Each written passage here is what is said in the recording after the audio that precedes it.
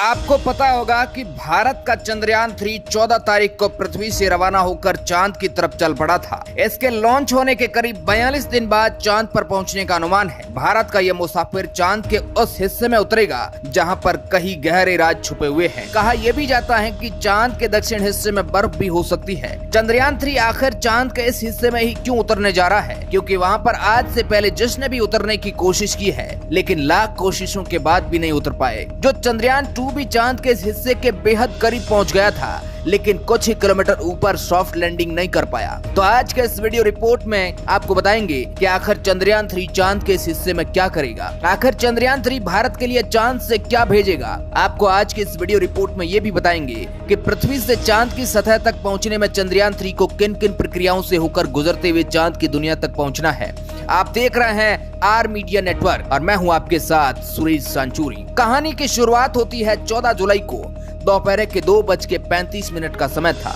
LVM-3 M4 engine start होते हैं और फिर भारत का यह बाहुबली रॉकेट आसमान में बादलों को चीरते हुए चंद्रयान 3 को लेकर चांद की तरफ चल पड़ा। कंट्रोल रूम में बैठे वैज्ञानिकों की तालियां रुक ही नहीं रही थी। जब रॉकेट लॉन्च हुआ तो उसकी शुरुआती रफ्तार करीब 1627 किलोमीटर प्रति घंटा के आसपास थी। इतनी तेज रफ्तार से ये रॉकेट हमारे चंद्रयान 3 को पृथ्वी के वायुमंडल को चीरते हुए ऊपर की ओर लेकर बढ़ रहा था। उस समय इसरो के ऑफिशियल चैनल को लाखों लोग लाइव देख रहे थे। सभी भारतीयों का सीना गर्व से चौड़ा हो गया था। सबसे पहले दोनों बूस्टर रॉकेट में स्टार्ट हुए। रॉकेट लॉन्च होने के 108 सेकंड बाद 45 किलोमीटर की ऊंचाई पर इसका लिक्विड इंजन स्टार्ट होने के बाद रॉकेट की रफ्तार 6437 किलोमीटर प्रति घंटा हो गई। इस वक्त भी वैज्ञानिक पूरा ध्यान रॉकेट पर बनाए हुए थे। करीब 130 सेकंड यानी आसमान में 62 किलोमीटर की ऊंचाई पर पहुंचने के बाद दोनों बूस्टर रॉकेट से अलग हो गए और रॉकेट के इंजन ने काम करना स्टार्ट कर दिया।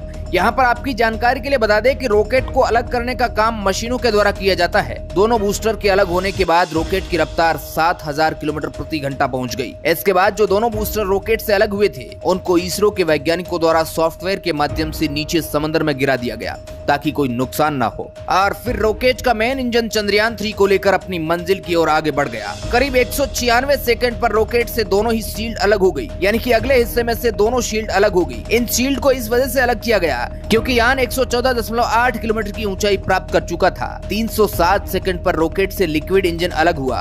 रॉकेट से लिक्विड इंजन अलग होने के बाद क्रायोजेनिक इंजन स्टार्ट हुआ और फिर चंद्रयान 3 को लेकर पृथ्वी की कक्षा की ओर तेजी से बढ़ने लगा। क्रायोजेनिक इंजन स्टार्ट होने के बाद इंजन की रफ्तार 36,968 किलोमीटर प्रति घंटा हो गई थी और कुछ दूर जाकर क्रायोजेनिक इंजन बंद होकर चंद्रयान से अलग हो गया और भारत का यह मुसाफिर लॉन्च होने के 16 मिनट बाद पृथ्वी की कक्षा में सही सलामत पहुंच गया। पृथ्वी की कक्षा में प्रवेश करने के बाद प्रोपल्शन मॉड्यूल की सहायता से इसरो के वैज्ञानिक इसे आगे अंतरिक्ष में उड़ाएंगे। पहले वैज्ञानिक चंद्रयान 3 को कुछ दिन पृथ्वी के चारों ओर घुमाएंगे।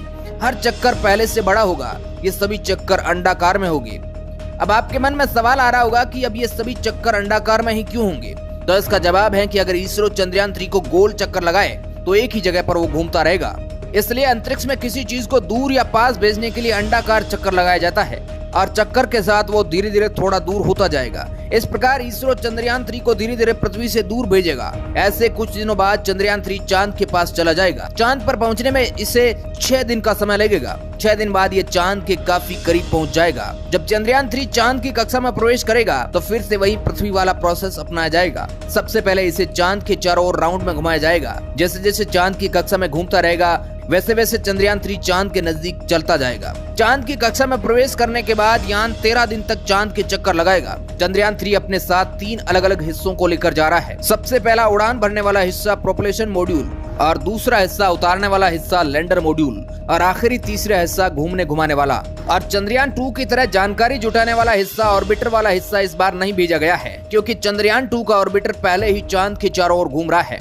वैज्ञानिक इसी का इस्तेमाल चंद्रयान 3 में करेंगे। चंद्रयान 2 का ऑर्बिटर आज भी सही सलामत चांद की कक्षा में चक्कर लगा रहा है और जैसे ही चंद्रयान 3 चांद के 100 किलोमीटर के दायरे में पहुंचेगा, प्रोपल्शन मॉड्यूल से वो लैंडर अलग हो जाएगा। लैंडर अब अपनी कक्षा में अपनी स्पीड कम करने की कोशिश करेगा। करीब 40 से 42 दिन बाद लैंडर और रोवर चंद्रमा के साउथ पोल पर उतर जाएंगी। चंद्रयान 3 की चंद्रमा पर लैंडिंग 23 अगस्त की शाम 5:47 पर बताई जा रही है, लेकिन वहां सूर्य उदय की स्थिति को देखकर उसमें बदलाव भी हो सकता है।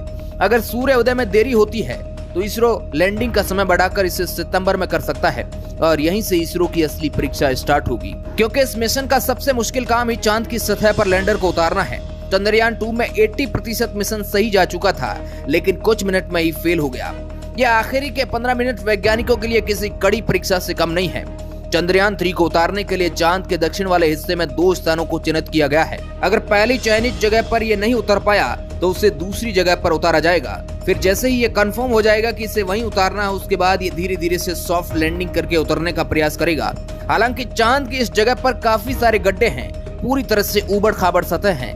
कई बार लैंडर ऊबड़ खाबड़ सतह की वजह से भी यहाँ पर कंफ्यूज हो जाते हैं। एक बात ये भी है कि चांद का यह हिस्सा वैज्ञानिकों से अनजान है, क्योंकि चांद के दक्षिण वाले हिस्से के बारे में हमारे पास ज्यादा जानकारी मौजूद नहीं है। हालांकि ऊपर ऑर्बिटर से ली गई जानकारियां हैं, क्योंकि इससे पहले वहां पर कोई उतर ही नहीं पाया था। चंद्रयान 2 के बाद इजराइल ने भी वहां पर उतरने की कोशिश की थी, लेकिन उसका भी अंतरिक्ष यान क्रैश लैंडिंग कर गया। लेकिन इस बार भारत के वैज्ञानिकों ने पूरी तैयारी के साथ चांद पर उतरने का प्लान बनाया है। चंद्रयान 2 में जो गलतियां हुई थी उन सभी को सुधार करके पूरे जोश के साथ उतरेंगे, और फिर जब ये मुसाफिर चांद की जमीन पर सही सलामत उतर जाएगा, इसके बाद वैज्ञानिकों की कमांड के जरिए लैंडर के अंदर से रोवर बाहर निकलेगा, जो कि चंद्रमा की सतह पर घूमकर कई राज खोलने वाला है। और इसी पल का वैज्ञानिकों को बेसब्री से इंतजार है।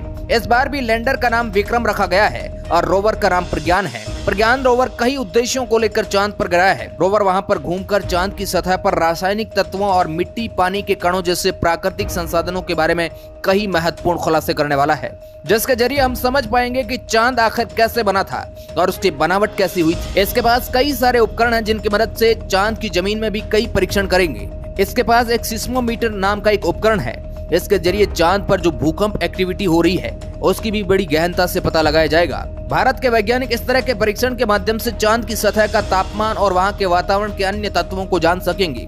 इस मुसाफिर में ऊर्जा के लिए इसके ऊपर सोलर पैनल लगे हुए हैं, जिसकी सहायता से रोवर चांद की सतह पर अपने आप को चार्ज रख सकेगा। इसी ऊर्जा के जरिए ये चांद की उस अनजान और बंजर दुनिया में इधर उधर घूम पाएगा। आपको बता दें कि इस मिशन को केवल मतलब कि रोवर और लैंडर को केवल 14 पृथ्वी दिनों के लिए ही स्पेशली डिजाइन किया गया है। हालांकि 14 दिन बाद भी उसे हालांकि 14 दिन बाद जब रात में चांद की ठंडी दुनिया होगी, अगर उसमें सरवाइव कर जाता है तो इसे 14 दिन के बाद में भी इस मिशन को आगे जारी रखा जा सकता है। लेकिन फिलहाल के लिए इसरो के पास 14 दिन का ही समय है।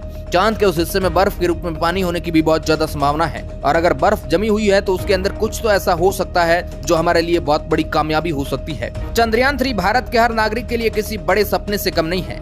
चंद्रयान 3 हर भारतीय की धड़कन है और ये वैज्ञानिकों के कई सालों की मेहनत का प्रमाण है। हम वैज्ञानिकों की मेहनत और प्रतिभा को सलाम करते हैं। उम्मीद करते हैं कि चंद्रयान 3 चांद की अनजान दुनिया में भारत का नाम रोशन करेगा। आज के इस वीडियो रिपोर्ट में बस इतना ही। Bureau report, R media network.